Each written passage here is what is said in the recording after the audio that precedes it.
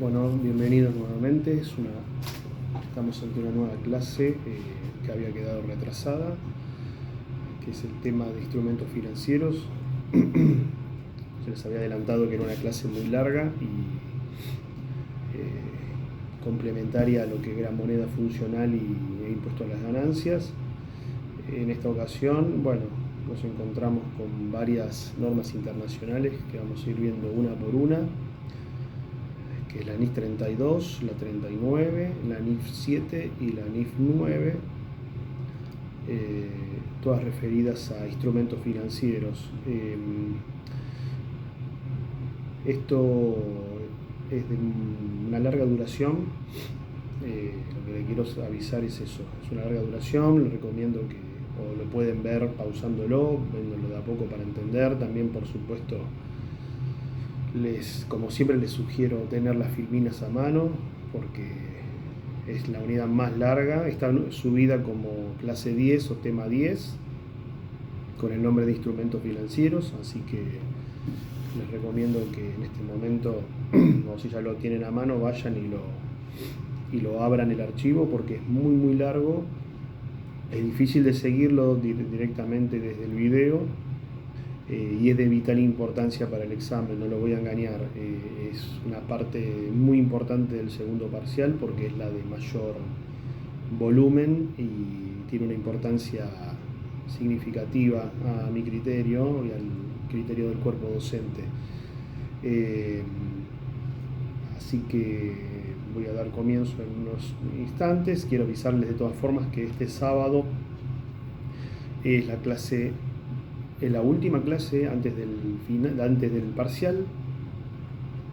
Va a ser sincrónica, igual lo voy a avisar por el campus. De todas formas, es mucho más breve que esta, que es realmente muy larga.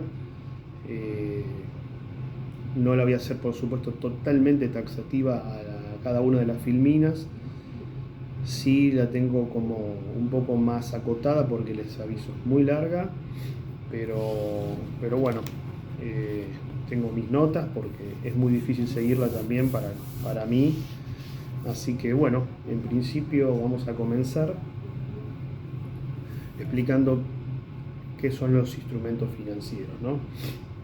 Entonces, como podemos ver, los instrumentos financieros van a ser uno de los elementos más, no sé si más importante, pero sí de mayor relevancia, porque todas las empresas tienen o efectivo o cuentas por cobrar, préstamos, inversiones, deudas bancarias. Todos ellos son instrumentos financieros. Básicamente todos ellos son instrumentos financieros. Entonces, para comenzar, lo que vamos a hacer es iniciar por la NIC 32. Si bien en la filmina está todo unificado, tiene ese orden, la NIC 32. Entonces la NIC 32 inicia con una pregunta diciéndonos: ¿qué tengo delante? ¿Un activo financiero, un pasivo financiero o un instrumento de patrimonio? A veces no es tan sencillo distinguirlo.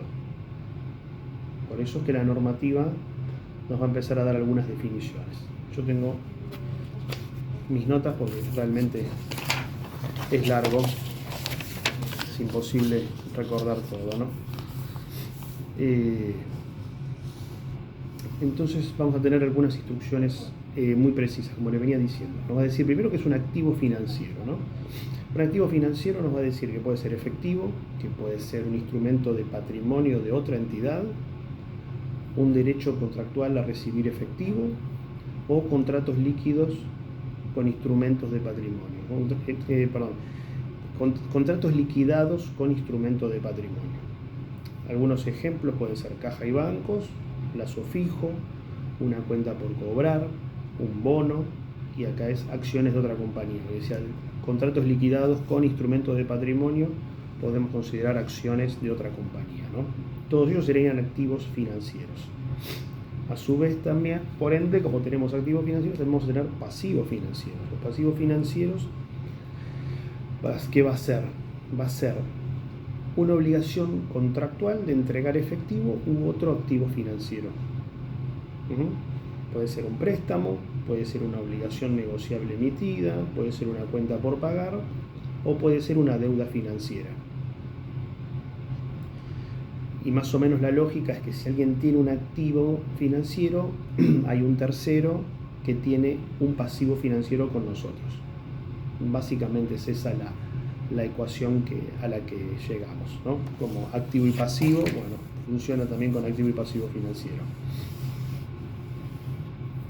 Y después nos dice instrumento de patrimonio, que es la parte que resulta más compleja o más difícil, ¿no? Y nos dice la normativa que nos dice que va a ser cualquier contrato, un instrumento de patrimonio, lo va a definir como cualquier contrato que represente una participación residual en los activos de una entidad luego de deducir sus pasivos. Suena chino, bueno. El ejemplo de esto son las acciones ordinarias, ¿no? Las acciones ordinarias son el ejemplo más básico de esto. El accionista participa del patrimonio residual de la empresa. Como dice la normativa, dice, cualquier contrato que represente una participación residual en los activos de una entidad luego de deducir sus pasivos. El accionista que va a participar del patrimonio residual, de la diferencia entre el activo y el pasivo. Esa participación residual es la que le corresponde al accionista. Básicamente es eso. ¿Qué nos dice luego? Nos dice esencia económica. Esencia económica. Acá tenemos otra idea también que es muy importante, ¿no?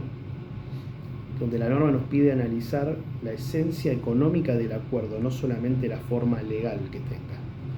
Entonces tenemos un ejemplo que está interesante que nos dice, tenemos dos contratos que pueden llamarse igual, pueden recibir tratamientos diferentes. Y dos contratos con nombres diferentes que pueden recibir el mismo tratamiento. O sea, lo importante es comprender qué obligaciones y qué derechos generan realmente esos contratos, más allá del nombre que tengan, ¿no? Lo importante es qué obligaciones y qué derechos generan. Esa es la esencia a la que se refiere con esencia económica. La esencia del acuerdo, no la forma legal, ¿no? Acá importa la esencia del acuerdo. Y luego llegamos a lo que se denomina compensación. La compensación dice, sería lo lógico de decir, bueno, agarro el activo, le deduzco el pasivo o lo compenso, o sea, uso una parte la aplico contra el otro. ¿Se puede solamente mostrar la diferencia? No siempre, o bajo algunas circunstancias específicas, nos dice la normativa. Acá nos encontramos con que la norma nos va a decir específicamente en qué situaciones uno puede utilizar la compensación y en qué situaciones no. ¿Qué nos dice básicamente? Que tengamos el derecho legal de compensar, por un lado, y también simultáneamente la intención de liquidar.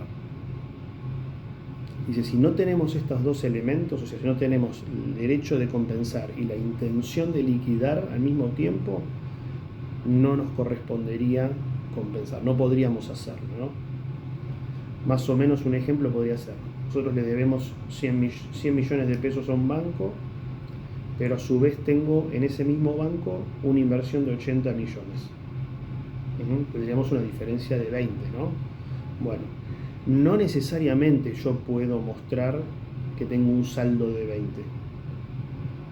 ¿Se entiende? O sea, hay que informarlo como cosas separadas porque no es que se compensa matemáticamente nada más, pero a los fines de la normativa es importante tener esas dos cosas, tener el derecho legal de compensar y la intención de liquidarlo. Si no tenemos la intención de liquidar nuestra inversión para cancelar casi totalmente una deuda, no podemos compensar. ¿Se entiende? Una cosa es lo matemático, otra cosa es la información que se muestra. Luego van a ver que en esta clase de hoy, en la clase de hoy lo que vamos a ver es que hay mucha parte práctica. Las filminas, perdón, yo no les avisé, pero que se me pasó, porque es muy largo. Las filminas básicamente arrancan en la número 17. Al principio van a ver que es todo lo que tiene que ver de aplicación por primera vez y es un ejercicio que hay, que ya estaba de esa manera, así que les pido disculpas por no avisarles, pero arranca en la 17. Esto más o menos estamos en la 25, 26. Ya les digo, no lo estoy haciendo taxativamente, pues son 173. Así que es muy difícil para todos si me concentro únicamente en los números. Así que estoy yendo como los temas más importantes o lo que podemos llegar a tomar. O sea, básicamente en la filosofía nuestra es lo que nosotros explicamos, nosotros le damos importancia o avisamos, es lo que tomamos. No les voy a poner algo que no lo vi o que no lo traté ni se lo sugerí, para que se queden tranquilos. Sí, por supuesto, véanlo todo, pero lo que quiero decir es eso. Esta arranca en la 17, de allí en adelante, pero no le hago específicamente una por una, pues son 1.000.000. Para continuar, tenemos el caso de tarjeta shopping, que es algo que es un ejercicio práctico que hay ahí, que está bueno, ¿no? Que lo que dice es que lo que muestra básicamente esa filmina o diapositiva es que el derecho de compensación debe existir al cierre y debe ser jurídicamente exigible. O sea, no puede depender de una futura negociación, no pasa por una decisión eventual y tampoco es un acontecimiento incierto. Tiene que ser un derecho efectivo y vigente. Necesitamos esas condiciones. ¿Ok? Ahora lo que vamos a hacer es una transición a la NIF 9, ¿no? Que, bueno, quizás sí podría considerar como la más importante. Tiene una parte bastante interesante y es como una introducción, ¿no? Donde la NIF 9 lo que va a hacer es va a regular el reconocimiento, clasificación, medición, deterioro, bajas en cuentas y coberturas. Son temas muy importantes. También lo que pasa con esta NIF, que es 9, que reemplaza bastante contenido de lo que era la NIC 39. Así que tiene mucha importancia por eso. Va a regular todo eso que les dije, que lo vamos a ir viendo poco a poco: el reconocimiento, clasificación, medición, deterioro, bajas en cuentas y coberturas. Algunas cosas son complejas, así que les pido que lo vean también en la parte de no solo la clase que estoy grabando, sino en la bibliografía, ¿no? Entonces, básicamente, ¿qué va a decir? En el alcance de la NIF va a decir que se va a aplicar a la gran mayoría de los instrumentos financieros, pero va a haber algunas situaciones específicas en las que no. Las exclusiones van a ser subsidiarias, asociadas, negocios conjuntos, contratos de seguro, beneficios a empleados, pagos basados en acciones. Van a ver que algunos que los nombré, ¿por qué los excluye? Porque ya tienen una NIC propia. No todos los casos, algunos por un tema más de lógica, pero muchos pasa porque ya tienen su propia norma específica, como beneficios a los empleados, que ya nos hemos visto. Entonces, la NIF 9 nos va a decir, ¿qué es un instrumento financiero? Nuevamente, nos va a decir, un instrumento financiero es un contrato. ¿Qué es un contrato? Que genera un activo financiero para una entidad y simultáneamente un pasivo financiero o instrumento patrimonial para otra entidad, ¿no? Como la contabilidad activo y pasivo, esto es lo mismo, ¿no? Como les dije, si hay un pasivo financiero es porque alguien tiene un activo financiero. La NIF va a ampliar un poquito lo que les dije antes, pero va a incluir algunas cosas más que son bastante complejas también. Y el ejemplo, como le estaba comentando, es el siguiente. Nosotros tenemos que un banco le presta dinero a una empresa. Para el banco es un activo financiero, para la empresa va a ser un pasivo financiero, ¿no? Para cada una de las partes va a generar efectos diferentes, ¿no? Pero no deja de ser un contrato. Vamos a tener un reconocimiento inicial, ¿no? Y va a decir que un activo, yo esto se lo voy a decir taxativamente como dice la normativa. Un activo o pasivo financiero se va a reconocer cuando la entidad se convierte en parte de las cláusulas contractuales del instrumento. Siempre vamos a hablar de contrato. No es que hay que firmarlo, no se necesita firmar nada. Simplemente uno, cuando se acoge a este tipo de instrumentos, ya intrínsecamente tiene derechos y tiene obligaciones. Por eso es un contrato. No estamos hablando de cobro, no hablamos de pago. Y aquí vamos a hablar de un acuerdo contractual donde se generen derechos y obligaciones. ¿Ok? Perfecto. El ejemplo que se le puede dar a esto es básicamente decir, hoy una empresa firma un contrato para la compra de bonos. Todavía no transfirió el dinero, pero ya existe una obligación contractual, hay un compromiso. La norma que nos va a decir, vamos a tener que analizar el momento de reconocimiento. Básicamente eso nos va a decir. Aquí luego vamos a pasar a lo que es una compra. Vamos a hacer diferentes casos que van a ir sucediendo. Tenemos una compra o venta convencional, ¿no? Vamos a tener dos conceptos. Tenemos la fecha de contratación y la fecha de liquidación. Son dos cosas diferentes que nos van a aparecer. Y la norma nos va a permitir aplicar la contabilidad en cualquiera de esos enfoques según la política aplicada. ¿Qué quiere decir? Vamos a tener, yo te lo voy a explicar uno por uno. Fecha de contratación. Nos va a decir, la fecha de contratación es la fecha en la cual una empresa se compromete a comprar o vender un activo. ¿No? La fecha en la cual la empresa o la entidad se compromete a comprar o vender un activo. Entonces, ¿qué nos dice? Tenemos las condiciones que dicen, pueden reconocerse.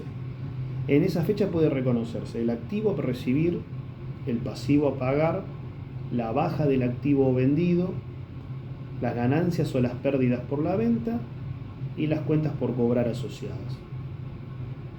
Básicamente tenemos un ejemplo que siempre me parece más útil para entender. El 20 de diciembre de un año X, una empresa acuerda vender una cartera de bonos, ¿no? Bueno, si la transferencia, digamos, quedó pactada para más adelante, ya el compromiso existe. Entonces acá la fecha de contratación adquiere relevancia, porque lo que importa es cuándo se pacta, ¿no? Más allá de que la transferencia por la venta de bonos sea más adelante y se cobre otro día, no importa. Acá lo que importa es que ya hay un acuerdo, ¿no? Entonces esa fecha de contratación es importante, porque el 20 de diciembre se acordó vender la cartera de bonos. Ahí tenemos como importante la fecha de contratación. Pero habíamos dicho que también estaba la fecha de liquidación, ¿no? Que es otro criterio. Que la fecha de liquidación es lo que dice, no, la fecha de liquidación va a ser la cual en la que efectivamente se entrega el activo, ¿no? Entonces, puede llegar a haber una variación de valor entre la contratación y la liquidación, entre que se decide vender los bonos y se entregan efectivamente, puede haber uno. Entonces, ¿qué nos dice? Y acá se va cada vez complejizando más. Va a depender de la clasificación posterior del instrumento, nos dice. O sea, si hay un costo amortizado, no se reconoce. Si hay un valor razonable con cambios en resultados, se reconocen resultados. Si está a valor razonable con cambios en ORI, se reconoce como en ORI, otro resultado integral. No depende, va a ver cómo afecta. Y en el ejemplo que tenemos, siempre hay un ejemplo que dice, si compro un bono el 20 de diciembre, lo recibo el 5 de enero. ¿Qué puede pasar? Puede que realmente haya una diferencia entre esos 15 días, ¿no? Entonces, ¿qué es lo que sucede? La forma de reflejar la variación va a depender de la categoría contable elegida. Básicamente eso, va a depender de esa categoría contable. O sea, como les dije antes, si hay un costo de amortización, no lo va a reconocer. Si afecta resultados, si afecta otro resultado integral, se va a registrar en otro resultado integral. Acá en la misma diapositiva les pone un ejemplo para que se entienda mejor, ¿no? Que dice de cuentas por cobrar o pagar incondicionales, ¿no? Y dice, cuando una entidad tiene derecho legal a cobrar efectivo o una obligación legal de pagarlo, el activo pasivo debe reconocerse, ¿no? Y acá la presentación que tienen va a decir que está específicamente la fecha de cartera, de venta de cartera y la fecha de liquidación. El ejemplo sería, nosotros vendemos, por ejemplo, nuestras cuentas por cobrar se las vendemos a un banco. Depende cómo se estructure la operación con el banco, podemos llegar a una baja del activo o no. No es tan simple. Por eso les estoy diciendo, léanlo con cuidado, con paciencia, porque es complejo, bastante más complejo que todos los demás temas. Y ahora vamos a ir a esa parte de baja de activo, ¿no? ¿Por qué puedo decir que puede haber una baja o activo o no? Lo que nos dice la diapositiva básicamente nos va a decir que en los estados financieros consolidados, primero consolidamos y luego analizamos la baja del activo, ¿no? Y la normativa nos va a dar dos situaciones en las que podemos decir que reconocemos una baja de activo. Podría ser cuando expiran los derechos contractuales sobre los flujos del efectivo o cuando se transfiere el activo financiero. Son dos casos, ¿no? Si un préstamo llega al vencimiento y se cobra por completo, desaparece el derecho contractual. Entonces podemos decir que estamos hablando de una baja. Llega el préstamo al vencimiento, se cobra, listo, se terminó el contrato, podemos dar de baja el activo. Ese sería un ejemplo de baja de activo. También en la Firmina vamos a tener un ejemplo de una venta sin recurso, ¿no? Porque también trae un caso bastante común, donde dice que una empresa vende una cartera de facturas a un banco, ¿no?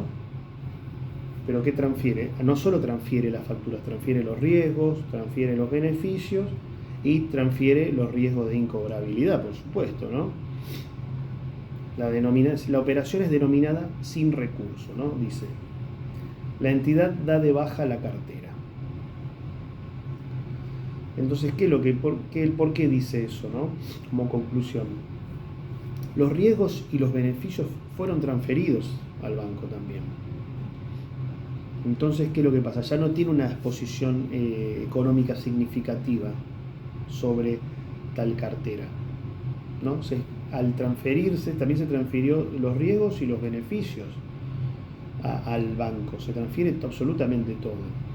Entonces ya no tenemos nada que exponer sobre eso. Por eso lo denomina como venta sin recursos, ya no queda nada para revelar. Y ahora la normativa nos explica qué es una transferencia, ¿no? Cómo se transfiere un activo financiero. Y nos da dos posibilidades. Nos dice que podemos transferir los derechos contractuales o conservar los derechos, pero asumir la obligación de transferir los cobros a terceros. Uno significa transferir directamente los derechos, absolutamente. En el otro que dice que conservamos esos derechos, pero asumimos la obligación de transferir los cobros. Son dos posibilidades nada más.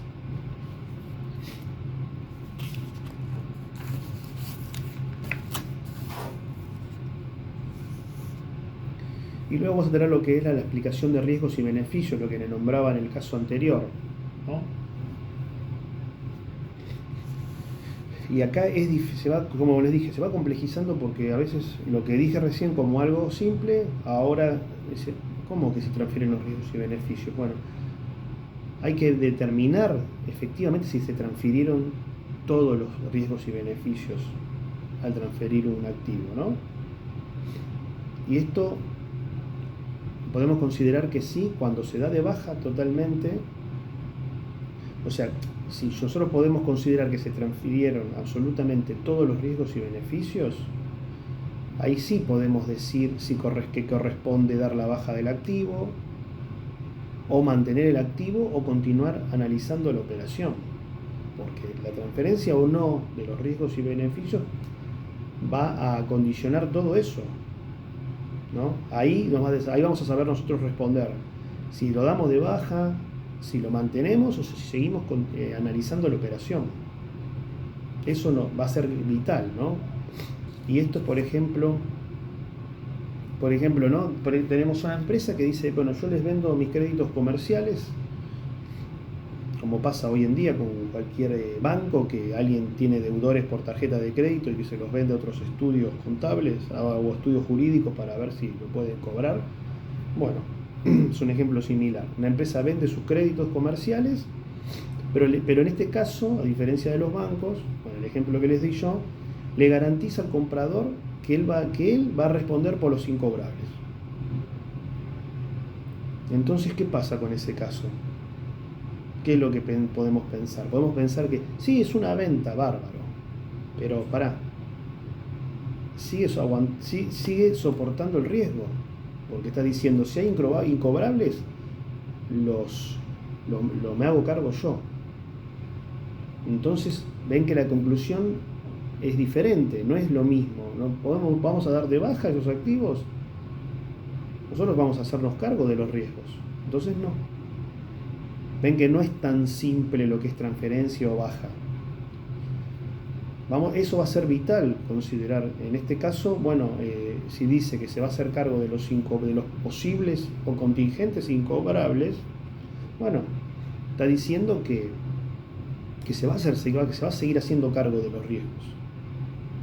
Entonces, bueno, esa es la evaluación que tenemos que hacer para determinar si corresponde la baja o no, o si hay que seguir analizando la operación. Por otro lado, vamos a tener la baja de pasivos financieros. Eso era baja de activos, ahora tenemos la baja de pasivos. Y nos va a hablar de permuta, con condiciones sustancialmente diferentes, ¿no? ¿Qué dice? La norma acá específicamente nos va a decir que cuando si hay una deuda existente y puede ser reemplazada por otra deuda con condiciones significativamente distintas, ¿no? Estamos hablando, cambiamos deuda por deuda con condiciones diferentes. Bueno, ¿y qué nos encontramos? Se cancela el pasivo original, se reconoce un nuevo pasivo, pero la diferencia la vamos a llevar a resultados. Básicamente es eso, ¿no? Básicamente es cuando, por ejemplo, el gobierno tiene una deuda con el FMI y, como se usa en la jerga financiera, se rolea la deuda, ¿no? O sea, se cambia deuda por deuda con mejores condiciones. Vamos a hacer un ejemplo con números. Una empresa tiene un préstamo a 2 años al 8%. Dice, bueno, vamos a negociar mejor una deuda con el banco a 10 años al 3%.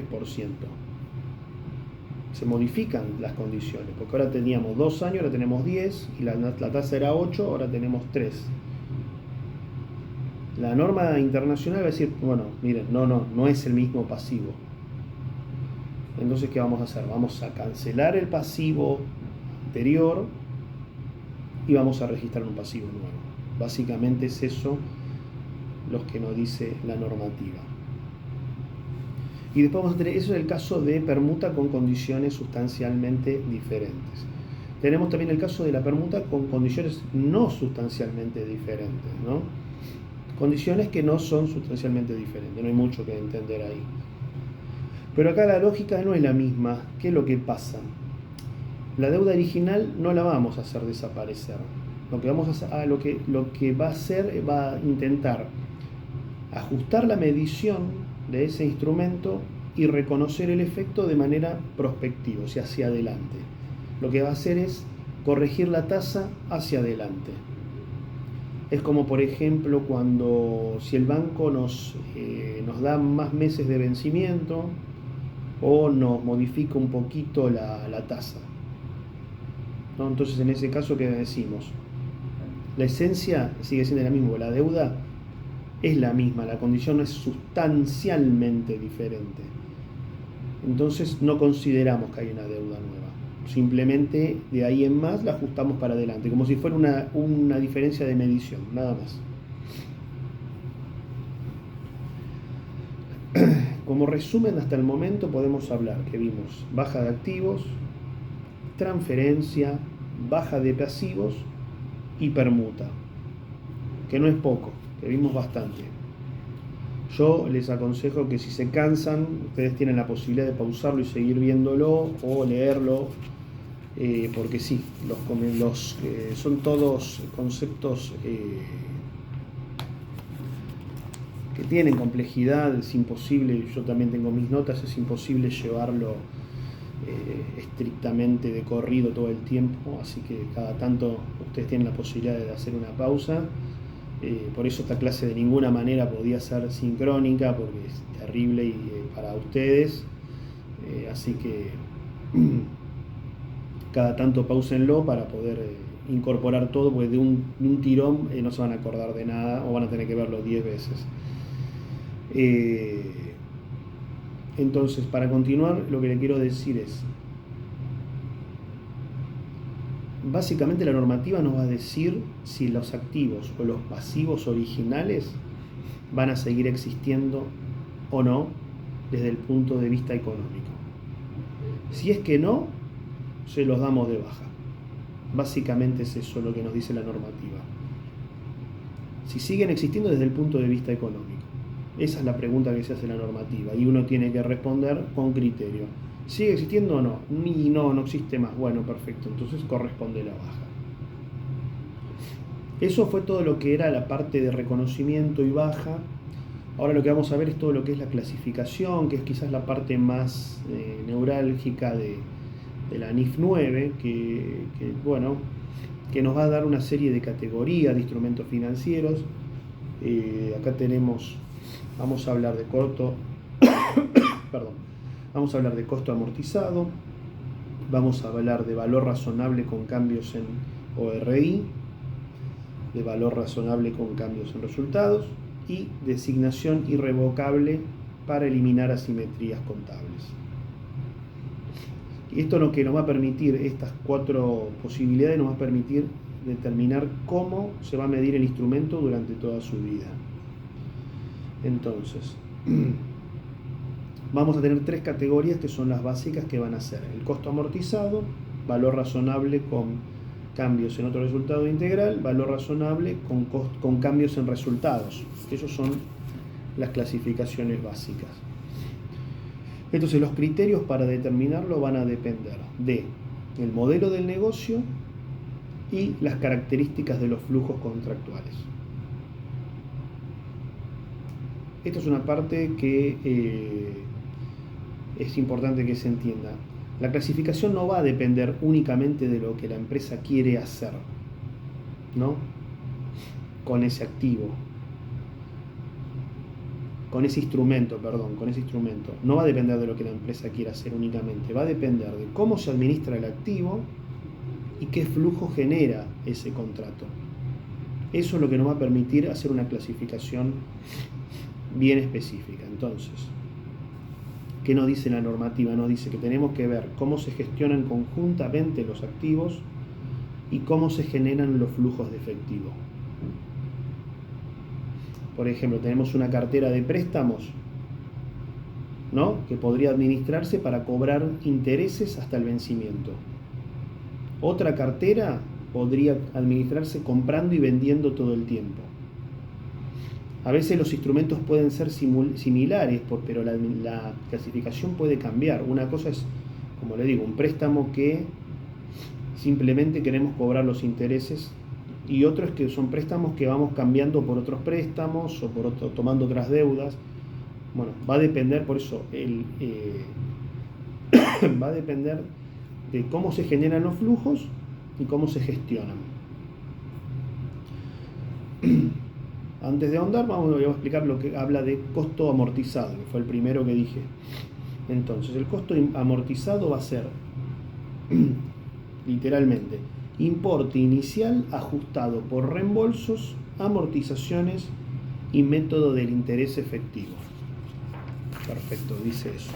Ahora, ¿qué nos va a decir esto? Que va a buscar reflejar el rendimiento real a lo largo del tiempo. Básicamente, Necesitamos saber el rendimiento financiero real a lo largo del tiempo. Eso es costo amortizado. Entonces, pero nos va a pedir dos condiciones para entenderlo. Nos va a decir, para aplicar el costo amortizado, nos va a decir que hay que mantener el activo para cobrar los flujos contractuales y que los flujos sean únicamente principal e intereses. ¿Qué significa? Un préstamo tradicional puede cumplir ambas condiciones. Por eso generalmente se mide el costo amortizado. Principal, que es el capital. Intereses, los intereses de la cuota, de cada cuota, que según sea método francés, alemán, americano, etc. Un préstamo suele medirse a costo amortizado, ¿no? Se mantiene el activo para cobrar flujos contractuales, o sea, las cuotas que sean, y los flujos que van a entrar, que van a ser capital más interés. No tenemos ninguna sorpresa ahí. Es un ejemplo básico. ¿Qué nos dice también la normativa? Que la entidad tampoco necesita conservar absolutamente todos los instrumentos financieros hasta el vencimiento. Incluso algunos los puede vender. Pero ¿qué pasa? Siempre vamos a hablar de la esencia. O sea, de la esencia vamos a hablar de la intención de la empresa. Puede vender algunos, por ejemplo, porque aumenta el riesgo crediticio, ¿no?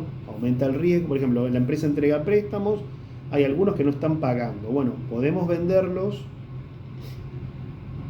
porque no nos son redituables, pero nuestra actividad principal es dar préstamos. Entonces tenemos 100, vendimos 2, 3, 5. No es representativo, los vendimos por un tema de que había un riesgo crediticio, estaba aumentando y a nosotros no nos interesa. Pero nuestro modelo, ¿cuál es? El cobro de flujo contractual. Nuestro modelo, ¿qué significa? Que nuestra actividad principal es cobrar el real. Nosotros 95 le seguimos cobrando capital e intereses. ¿Vendimos algunos? Sí, los vendimos. Pero nuestro negocio, nuestra ganancia no es venderlo. Nuestra ganancia es cobrar mensualmente. Ahora, tenemos los casos de valor razonable con cambios en otro resultado integral. Este caso es diferente, ¿no? La diapositiva que nos dice. También vamos a cobrar flujos contractuales, pero nosotros también podemos vender activos financieros. Entonces, acá tenemos dos ejemplos y combina dos opciones. Combina las dos cosas, combina la parte de cobrar con vender. O sea, el otro vendíamos ocasionalmente, acá no, acá hacemos las dos cosas. Entonces tenemos algunos ejemplos que la Filmina nos nombra,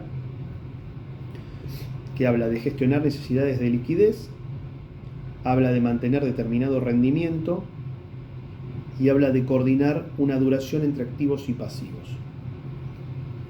Entonces, en estos casos, cuando necesitamos liquidez, cuando necesitamos mantener un determinado rendimiento, cuando necesitamos coordinar en la duración de activos y pasivos,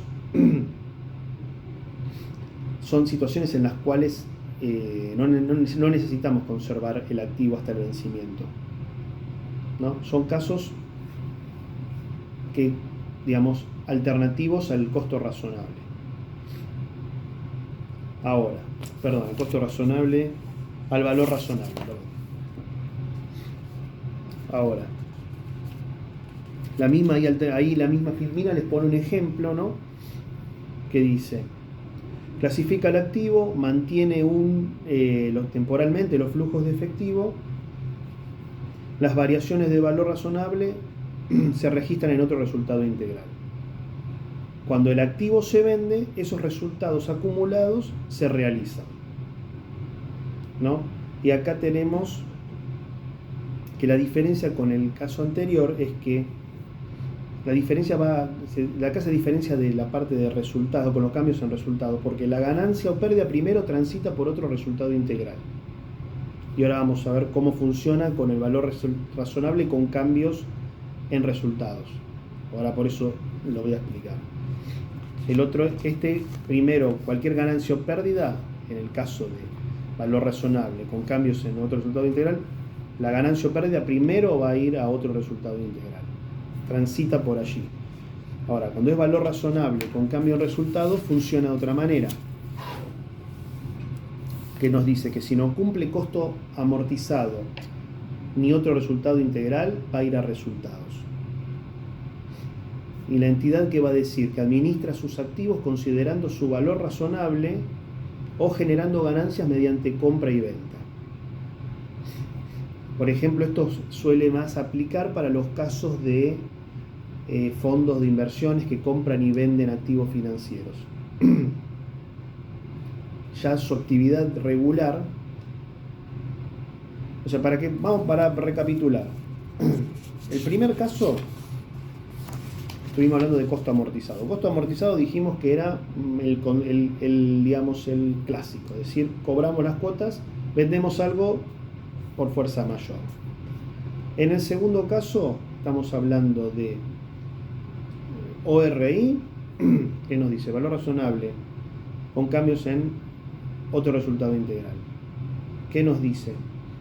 Que vendemos ocasionalmente bajo algunas condiciones, no por una necesidad, sino por unas condiciones propias de la operatoria. Perfecto. Y este último caso lo que nos dice es que la compra-venta es lo habitual. La compra-venta de activo y pasivo lo habitual, no esperar flujos constantes. Entonces, acá generalmente, o la gran mayoría de los casos, todo se ajusta a resultados, porque su habitualidad es la compra y venta, no esperar flujos. Entonces, lo que nos dice la clasificación es cómo se activa cada activo financiero. Si nosotros lo vemos específicamente con lo que es, volviendo a lo que era otro resultado integral, ¿no? El valor razonable con cambios en otro resultado integral, más allá de los flujos contractuales, va a vender activos, pero con ejemplos concretos. Eso es para que no quiero mezclar. Costo amortizado es el modelo estándar. O sea, vendemos por necesidad.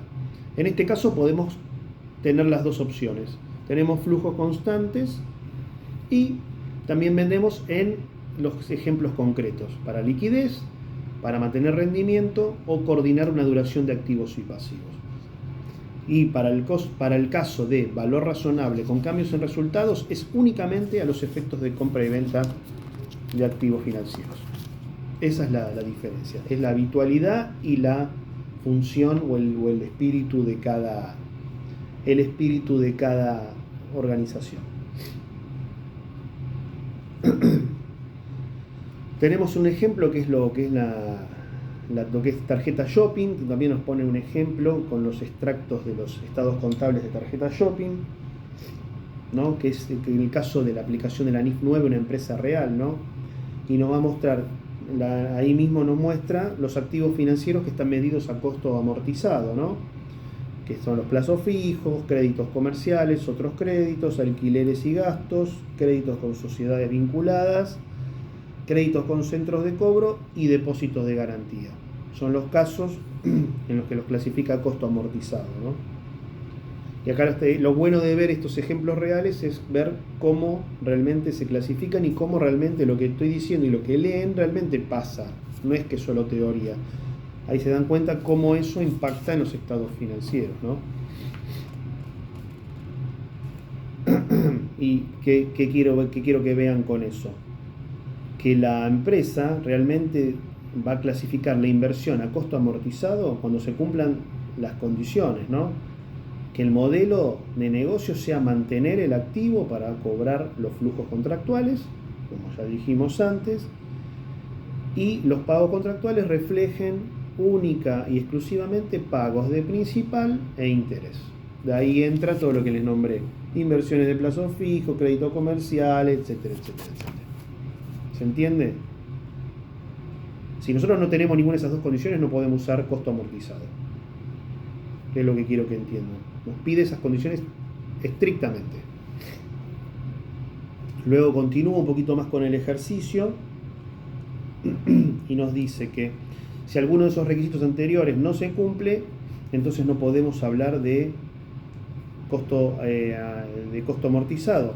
Vamos a hablar de valor razonable con cambios en resultados. Y la nota nos va a indicar que el efectivo y equivalentes de efectivo se presentan en esa categoría y los fondos comunes de inversión se miden a valor razonable. Por eso está interesante. ¿Por qué los fondos comunes de inversión? Porque es algo de compra y venta, no es algo que espera el simple cobro de flujos contractuales. Eso es lo que quiere que entiendan. Es con medio trabalenguas, pero es bastante taxativo, o sea, no hay muchas posibilidades. Luego vamos a pasar a la parte de clasificación de pasivos. La parte de clasificación de pasivos, por suerte, es un poquito más simple que para los activos, ¿no? El criterio general va a ser de costo amortizado, ¿no? Va a haber algunas excepciones, pero va a ser mayormente a costo amortizado.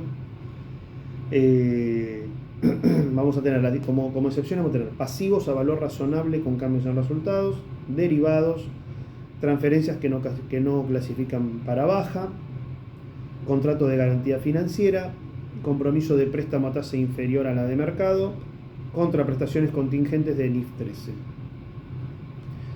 Mayormente, para no volverlos locos, mayormente y ampliamente mayormente es por costo amortizado. Luego tenemos una parte que habla de reclasificación. Bueno, la reclasificación se va a aplicar, nos dice, para los activos financieros cuando cambien el modelo de negocio, ¿no? Y como decir, ¿cuándo? O solo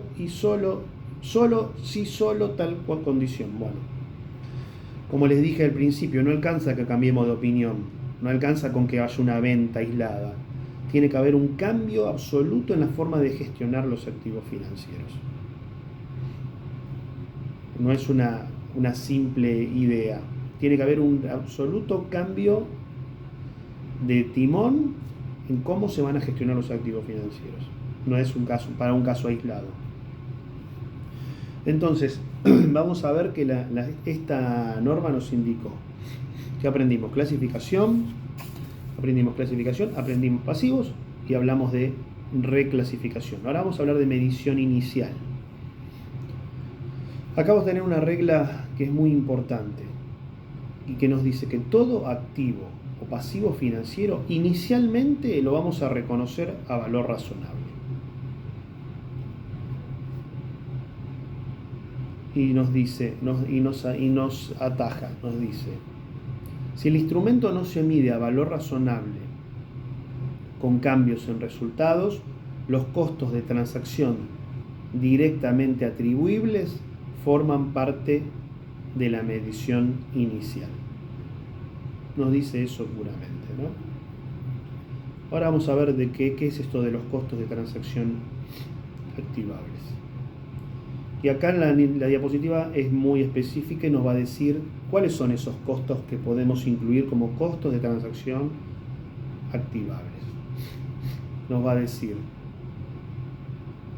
honorarios, comisiones pagadas a agentes, asesores, comisionistas intermediarios, tasas regulatorias, impuestos y derechos. ¿Qué no va a incluir? Primas o descuentos sobre deuda, costos financieros, costos internos de administración y costos de mantenimiento. Suele pasar como cuando se compra algún elemento, que ya hablamos que algunas cosas se pueden activar y otras no. El ejemplo básico para esto es si una empresa pagó honorarios a un intermediario para obtener un préstamo, esos costos por lo general son activables. Ahora, si utilizamos personal propio para tramitarlo, ese costo interno generalmente no es activable. ¿Cómo se van a tratar los costos de transacción? Bueno, vamos a tener tres categorías. Activos a valor razonable con cambios en resultado, activos a valor razonable con cambios en otro resultado integral y activos a costo amortizado. Volvemos a lo mismo de antes. Activos a valor razonable con cambio de resultados tenemos valor razonable y el costo de transacción lo consideramos un gasto. Para el valor razonable con cambio en otro resultado integral, tenemos valor razonable y el costo de transacción es un ajuste asociado a otro resultado integral. Para el caso de activo a costo amortizado, vamos a tener el valor razonable, pero el costo de transacción se va a ajustar al valor, ajusta el valor inicial. No va a gasto, no va a otro resultado inicial, sino que ajusta el valor inicial. Por eso acá, digamos, nuestra pregunta es, ¿cualquier costo de transacción se considera un gasto? No. Porque vamos a tener esas tres posibilidades. Va a depender cómo se evalúe cada uno de esos activos. Sí. Valor razonable con cambio de resultado, valor razonable con cambio de otro resultado integral o costo amortizado. Después vamos a tener un ejemplo donde una empresa concede un préstamo a otra por 1.000 pesos. Tenemos intereses a cobrar de 60 pesos y tenemos los gastos de otorgamiento de 5 pesos. Nosotros efectivamente le vamos a dar el neto, ¿no?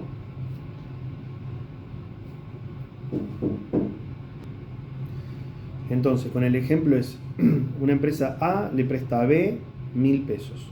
Intereses a cobrar 60, gasto de otorgamiento 5. El efectivo que se entrega va a ser el neto, ¿no? Y acá vamos a ver cómo esos costos de transacción afectan la medición, ¿no? Al valor razonable es 1.000, ¿no? Tenemos que restar los gastos de transacción, que son 5. La medición inicial va a ser 995. Vamos a tener como un asiento, podría ser préstamos por cobrar 1.060, ganancia financiera no devengada 65, efectivo 995.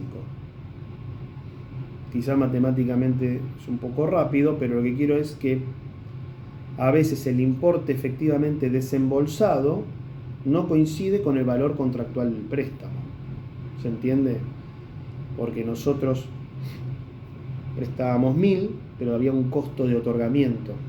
Ese costo de otorgamiento significa que le vamos a contractualmente dar 1.000, pero en la realidad físicamente le dimos 995, ¿no? Le dimos 5 menos por los costos de otorgamiento. Por eso lo importante es ver que no siempre va a coincidir el valor contractual con lo que realmente es, ¿no? Luego va a haber otro ejemplo. Los ejemplos se los dejo también un poco para que lo vean, porque si no, no vamos a terminar nunca. Pero lo importante es que lo vean, que lo tengan en cuenta porque realmente son preguntas de examen, así que está bueno que lo vean. Luego vamos a hablar de lo que es medición posterior, ¿no? Vamos a tener la parte de medición posterior. Medición posterior lo que nos va a decir es, vamos a analizar la medición posterior de los instrumentos mediante costo amortizado, valor razonable con cambios en otro resultado integral, valor razonable con cambios en resultados. A este punto ya sabemos reconocer, clasificar, reclasificar y medir inicialmente. Ahora que nos va a llegar la parte de medición posterior y método de interés efectivo, ¿no? La parte de medición posterior. Vamos a hablar de medición posterior. Bueno. ¿Qué pasa con los... Nosotros ya lo medimos inicialmente, ya sabemos clasificarlo, bárbaro. Pero ahora, ¿qué pasa? ¿Qué pasa con los ejercicios siguientes, ¿no? Y la respuesta va a depender de cómo fue clasificado el activo financiero. Y vamos a tener 3 grandes caminos, ¿no? Que va a ser lo que venimos hablando hace rato. Costo amortizado, valor razonable con cambios en ORI, valor razonable con cambios en resultados. Vamos a ver cómo evoluciona cada uno. Vamos a tener, por un lado, el método del interés efectivo. ¿no? Que esto es también otra parte interesante de la normativa. ¿Qué nos dice? Que cuando un instrumento se mide el costo amortizado, no alcanza con registrar los intereses nominales. Tenemos que usar el método del interés efectivo. ¿Qué es lo que busca este método de interés efectivo? Ver el verdadero rendimiento del instrumento financiero, ¿no? Entonces, ¿qué va a considerar? Los intereses contractuales, las primas, los descuentos y los costos de transacción. Todos los componentes económicos de la operación va a realmente considerar. Pensemos en el ejemplo que les di, que decía que nos iba a dar 60 pesos de interés mensuales, ¿no? Está bien. El rendimiento va a ser diferente porque también hubo gastos de otorgamiento, ¿no? En este tipo de método va a considerar absolutamente todo. Va a decir, está bien, tenías 60 de interés, pero vos también cobraste un gasto de otorgamiento. Entonces, todo eso va a ser importante, todo va a capturar absolutamente todo para poder mostrar la realidad. Por otro lado, vamos a tener otro método que va a decir que es la tasa de interés efectiva. Entonces nos va a decir que la tasa de interés efectiva es otra situación totalmente diferente, porque nos va a decir que va a buscar igualar el valor actual de los flujos futuros con el importe inicial reconocido. Podríamos determinarlo como la TIR, ¿no? La tasa interna de retorno, ¿no? Si presto 995, que es lo que presté, 1000 menos 5 de otorgamiento, pero el vencimiento voy a tener 1060, la tasa efectiva va a ser superior a la tasa nominal pactada porque efectivamente desembolsé menos dinero. O sea, yo presté 995 y voy a recibir 1060. La tasa efectiva va a ser superior a la tasa nominal pactada. Eso es lo que nos dice con la tasa, con este método de la tasa efectiva, de interés efectiva, ¿no? Ahora les voy a dar un ejemplo de lo que es el costo, con el ejemplo de costo amortizado, ¿no? Y nos va a decir cómo evoluciona a lo largo del tiempo. Lo que tenemos que entender es que el valor contable del activo va a ir aumentando a medida que se devenguen intereses, siempre que utilicemos esa tasa efectiva, ¿no? El valor va a ir aumentando. Entonces, esto lo que nos va a explicar es por qué el saldo contable muchas veces no coincide con el importe nominal pendiente de cobro. Por eso vamos a hablar de una tabla de evolución financiera, ¿no? Tabla de amortización, donde vamos a tener varias columnas, vamos a tener un saldo inicial, ¿no? Vamos a tener un interés efectivo, los cobros realizados y un saldo final, ¿no? Siempre toda tabla de costo amortizado va a tener estos 4 componentes. Y en este cuadro tenemos una interpretación que la tabla nos va a mostrar cómo se genera el rendimiento financiero real del instrumento, ¿no? El ingreso financiero reconocido en cada periodo va a surgir de aplicar la tasa efectiva sobre el saldo pendiente, ¿no? Esto que es lo que pasa a nivel bancario permanentemente, ¿no? Los bancos no es que calculan la rentabilidad únicamente en el interés contractual, van a analizar el rendimiento económico completo de la operación. Si vamos a la otra de las posibilidades, que era el valor razonable con cambio en otro resultado integral, la diapositiva nos va a explicar esta segunda categoría, ¿no? Vamos a dejar el costo amortizado y vamos a pasar a los instrumentos medido valor razonable con cambios en otro resultado integral. Entonces, ¿qué nos dice? ¿Que hay cambios de valor? Sí, pero no todos impactan en resultados. Perfecto. ¿Con eso qué nos quiere decir? Que las ganancias o pérdidas primero van a transitar por otro resultado integral, que es lo que ya vimos hace unas filminas atrás. Entonces nos dice, cuando el valor razonable aumenta o disminuye, no modificamos directamente el resultado del ejercicio. Primero reflejamos esa diferencia en otro resultado integral. Si teníamos una inversión valuada en 100.000 y al cierre vale 110.000, esos 10.000 que tenemos como ganancia, para decirlo, que no lo sabemos si es una ganancia o no, pero esa diferencia la vamos a registrar inicialmente en otro resultado integral. Ahora, ¿qué pasa cuando se vende ese instrumento, no? Esas diferencias, esos importes, no van a estar más en otro resultado integral. Y ahí es cuando realmente esa diferencia se termina capitalizándose como ganancia o pérdida. Entonces, ¿se entiende? Ahora vale 110. Lo vendí en 110, bueno, 10 ahora son ganancia. En este momento, mientras tanto, es como una estación intermedia, ¿no? Como si fuera una nota a los estados contables. Miren, ahora vale 10.000 más. Fíjense, no es que ganamos, es un poco más precavido. Para mi gusto me parece el más razonable. Ahora, ¿qué pasa en los casos del valor razonable con cambio en resultados? Nos dice otra cosa, nos dice, no, toda diferencia de valor razonable para mí va a resultado, nos dice, ¿no? Si la inversión aumenta en 50.000 pesos, tenemos una ganancia.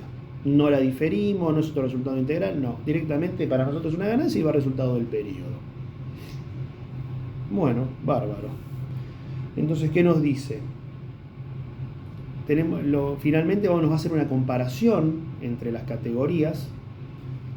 ¿Qué nos va a decir? Que el costo amortizado importa el flujo contractual y el método de interés efectivo. Para otro resultado integral vamos a tener valor razonable y los cambios transitorios van a otro resultado integral. Son cambios transitorios, ellos lo toman como cambios transitorios. Esa es exactamente la palabra. Para resultados, ¿qué nos va a decir? Tenemos un valor razonable, pero el impacto inmediato va a resultados. O sea, no tenemos, para ellos es resultado. Bajó de valor es pérdida, subió de valor es ganancia. Es justo porque aplica para arriba y para abajo. Esa es básicamente ese caso.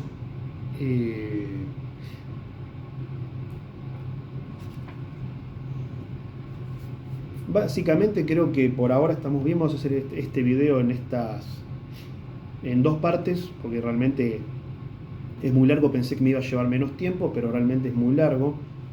Voy a partir del próximo video, vamos a hablar de la parte de deterioro, que es bastante compleja también y no quiero seguir agotándolos. En breve les voy a subir la segunda parte de este video, donde llego al final. Ya vamos prácticamente la mitad del material. Les dije que era bastante, pero bueno, me parece que es una duración considerable. Y bueno, en breve les subo la segunda parte de este video. Mientras tanto, vayan viéndolo. Y bueno, nos vemos en breve. Muchas gracias.